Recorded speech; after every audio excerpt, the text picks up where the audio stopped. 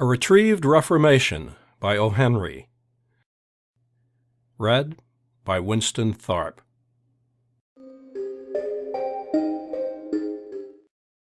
A guard came to the prison shoe shop where Jimmy Valentine was assiduously stitching uppers and escorted him to the front office. There the warden handed Jimmy his pardon, which had been signed that morning by the governor. Jimmy took it in a tired sort of way. He had served nearly 10 months of a 4-year sentence. He had expected to stay only about 3 months at the longest.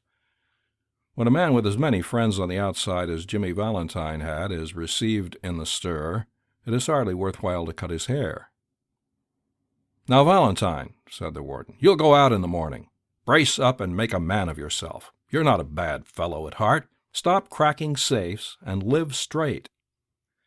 "Me?" said Jimmy in surprise. "Why, I never cracked a safe in my life." "Oh, no," laughed the warden. "Of course not. Let's see now. How was it you happened to get sent up on that Springfield job? Was it because you wouldn't prove an alibi for fear of compromising somebody in extremely high-toned society? Or was it merely a case of a mean old jury that had it in for you? It's always one or the other with you innocent victims." "Me?" said Jimmy, still blankly virtuous. "Why, warden, I never was in Springfield in my life." "Take him back, Cronin," said the warden, "and fix him up without going clothes. Unlock him at 7 in the morning and let him come to the bullpen. Better think over my advice, Valentine." At 7:15 on the next morning, Jimmy stood in the warden's outer office.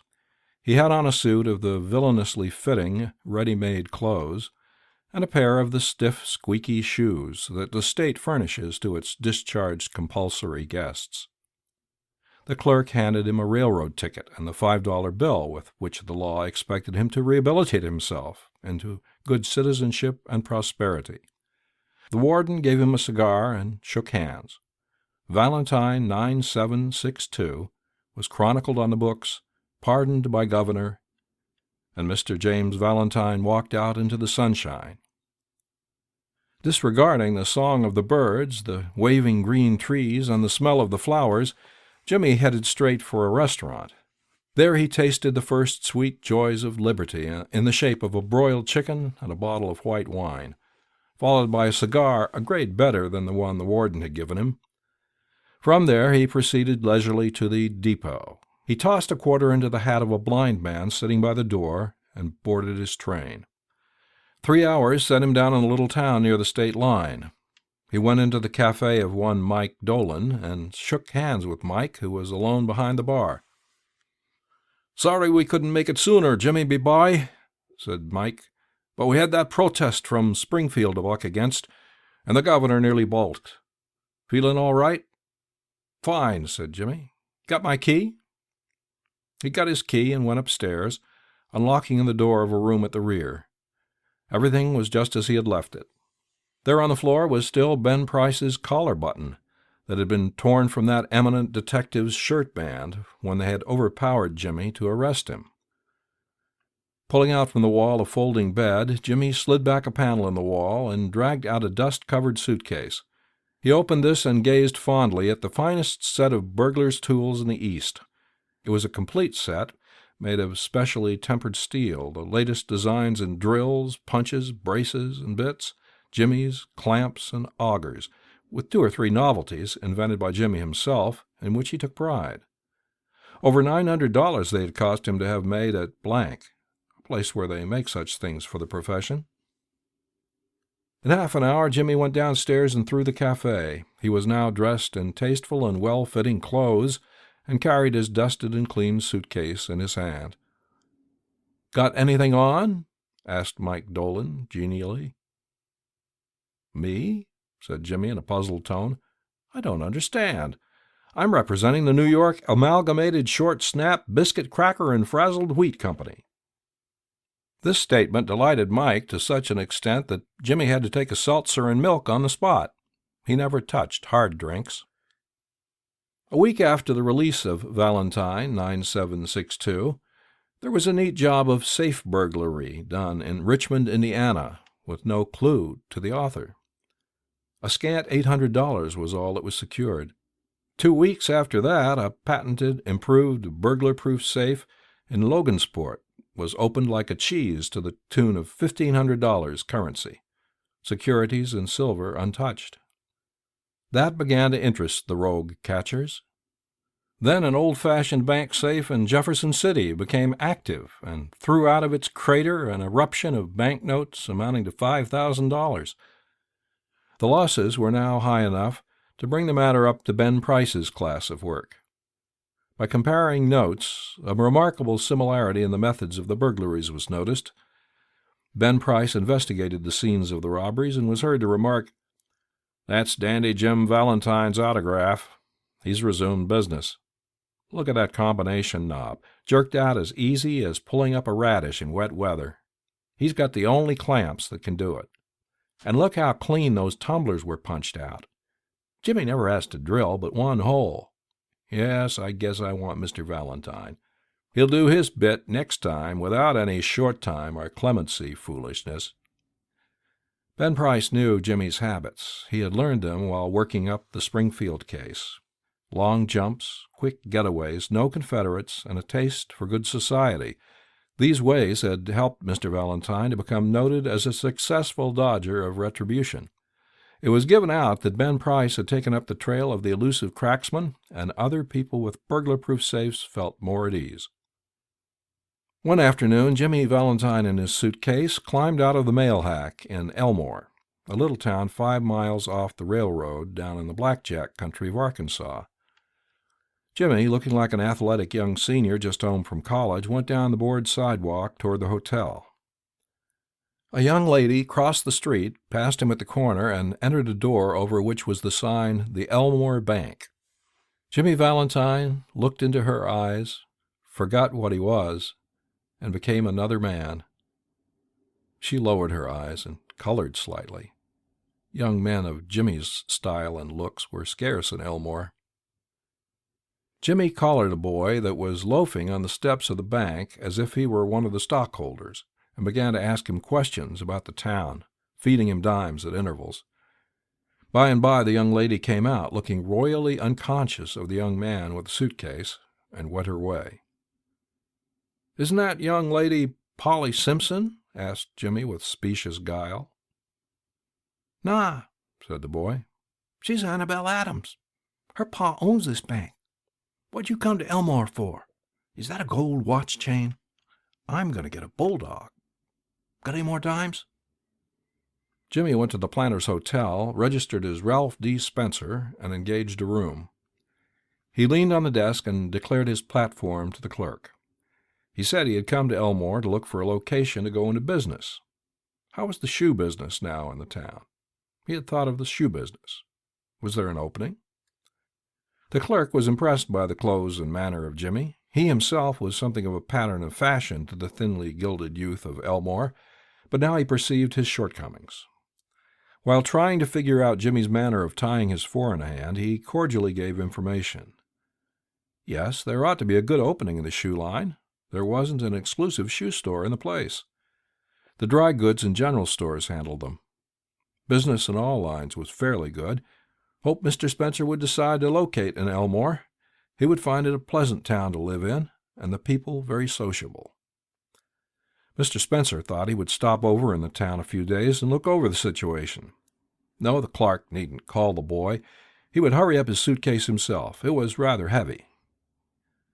Mr. Ralph Spencer, the phoenix that arose from Jimmy Valentine's ashes left by the flame of a sudden and alterative attack of love, remained in Elmore and prospered. He opened a shoe store and secured a good run of trade. Socially, he was also a success and made many friends, and he accomplished the wish of his heart. He met Miss Annabelle Adams and became more and more captivated by her charms. At the end of a year, the situation of Mr. Ralph Spencer was this. He had won the respect of the community, his shoe store was flourishing, and he and Annabelle were engaged to be married in 2 weeks. Mr. Adams, the typical plodding country banker, approved of Spencer. Annabelle's pride in him almost equaled her affection. He was as much at home in the family of Mr. Adams and that of Annabelle's married sister as if he were already a member. One day, Jimmy sat down in his room and wrote this letter, which he mailed to the safe address of one of his old friends in St. Louis. Dear old pal, I want you to be at Sullivan's place in Little Rock next Wednesday night at 9 o'clock. I want you to wind up some little matters for me, and also I want to make you a present of my kit of tools. I know you'll be glad to get them. You couldn't duplicate the lot for $1,000. Say, Billy, I've quit the old business a year ago. I've got a nice store. I'm making an honest living, and I'm going to marry the finest girl on earth 2 weeks from now. It's the only life, Billy, the straight one. I wouldn't touch $1 of another man's money now for $1,000,000. After I get married, I'm going to sell out and go west, where there won't be so much danger of having old scores brought up against me. I tell you, Billy, she's an angel. She believes in me, and I wouldn't do another crooked thing for the whole world. Be sure to be at Sully's, for I must see you. I'll bring along the tools with me. Your old friend, Jimmy. On the Monday night after Jimmy wrote this letter, Ben Price jogged unobtrusively into Elmore in a livery buggy. He lounged about town in his quiet way until he found out what he wanted to know. From the drugstore across the street from Spencer's shoe store, he got a good look at Ralph D. Spencer. "Going to marry the banker's daughter, are you, Jimmy?" said Ben to himself softly. "Well, I don't know." The next morning, Jimmy took breakfast at the Adamses. He was going to Little Rock that day to order his wedding suit and buy something nice for Annabelle. That would be the first time he had left town since he came to Elmore. It had been more than a year now since those last professional jobs, and he thought he could safely venture out. After breakfast, quite a family party went downtown together. Mr. Adams, Annabelle, Jimmy, and Annabelle's married sister with her 2 little girls, aged 5 and 9. They came by the hotel where Jimmy still boarded, and he ran up to his room and brought along his suitcase. Then they went on to the bank. There stood Jimmy's horse and buggy, and Dolph Gibson, who was going to drive him over to the railroad station. All went inside the high carved oak railings into the banking room, Jimmy included, for Mr. Adams' future son-in-law was welcome anywhere. The clerks were pleased to be greeted by the good-looking, agreeable young man who was going to marry Miss Annabelle. Jimmy set his suitcase down. Annabelle, whose heart was bubbling with happiness and lively youth, put on Jimmy's hat and picked up the suitcase. "Wouldn't I make a nice drummer?" said Annabelle. "My, Ralph, how heavy it is! Feels like it was full of gold bricks." "A lot of nickel-plated shoehorns in there," said Jimmy coolly, "that I'm going to return. Thought I'd save express charges by taking them up. I'm getting awfully economical." The Elmore Bank had just put in a new safe and vault. Mr. Adams was very proud of it and insisted on an inspection by everyone. The vault was a small one, but it had a new patented door. It fastened with 3 solid steel bolts thrown simultaneously with a single handle, and had a time lock. Mr. Adams beamingly explained its workings to Mr. Spencer, who showed a courteous but not too intelligent interest. The 2 children, May and Agatha, were delighted by the shining metal and funny clock and knobs. While they were thus engaged, Ben Price sauntered in and leaned on his elbow, looking casually inside between the railings. He told the teller that he didn't want anything. He was just waiting for a man he knew. Suddenly there was a scream or two from the women and a commotion. Unperceived by the elders, May, the 9-year-old girl, in a spirit of play, had shut Agatha in the vault. She had then shot the bolts and turned the knob of the combination as she had seen Mr. Adams do. The old banker sprang to the handle and tugged at it for a moment. "The door can't be opened," he groaned. "The clock hasn't been wound, nor the combination set." Agatha's mother screamed again, hysterically. "Hush!" said Mr. Adams, raising his trembling hand. "All be quiet for a moment. Agatha," he called as loudly as he could, "listen to me." During the following silence they could just hear the faint sound of the child wildly shrieking in the dark vault in a panic of terror. "My precious darling," wailed the mother, "she will die of fright. Open the door. Oh, break it open. Can't you men do something?" "There isn't a man nearer than Little Rock who can open that door," said Mr. Adams in a shaky voice. "My God! Spencer, what shall we do? That child! She can't stand it long in there. There isn't enough air, and besides, she'll go into convulsions from fright." Agatha's mother, frantic now, beat the door of the vault with her hands. Somebody wildly suggested dynamite. Annabel turned to Jimmy, her large eyes full of anguish, but not yet despairing. To a woman, nothing seems quite impossible to the powers of the man she worships. "Can't you do something, Ralph? Try, won't you?" He looked at her with a queer, soft smile on his lips and in his keen eyes. "Annabel," he said, "give me that rose you are wearing, will you?" Hardly believing that she heard him aright, she unpinned the bud from the bosom of her dress and placed it in his hand. Jimmy stuffed it into his vest pocket, threw off his coat, and pulled up his shirt sleeves. With that act, Ralph D. Spencer passed away, and Jimmy Valentine took his place. "Get away from the door, all of you," he commanded shortly. He set his suitcase on the table and opened it out flat. From that time on, he seemed to be unconscious of the presence of anyone else. He laid out the shining, queer implements swiftly and orderly, whistling softly to himself as he always did when at work. In a deep silence and immovable, the others watched him as if under a spell. In a minute, Jimmy's pet drill was biting smoothly into the steel door. In 10 minutes, breaking his own burglarious record, he threw back the bolts and opened the door. Agatha, almost collapsed but safe, was gathered into her mother's arms. Jimmy Valentine put on his coat and walked outside the railings toward the front door. As he went, he thought he heard a faraway voice that he once knew call, "Ralph!" But he never hesitated. At the door, a big man stood somewhat in his way. "Hello, Ben," said Jimmy, still with his strange smile. "Got around at last, have you? Well, let's go. I don't know that it makes much difference, now." And then Ben Price acted rather strangely. "Guess you're mistaken, Mr. Spencer," he said. "Don't believe I recognize you. Your buggy's waiting for you, ain't it?" And Ben Price turned and strolled down the street.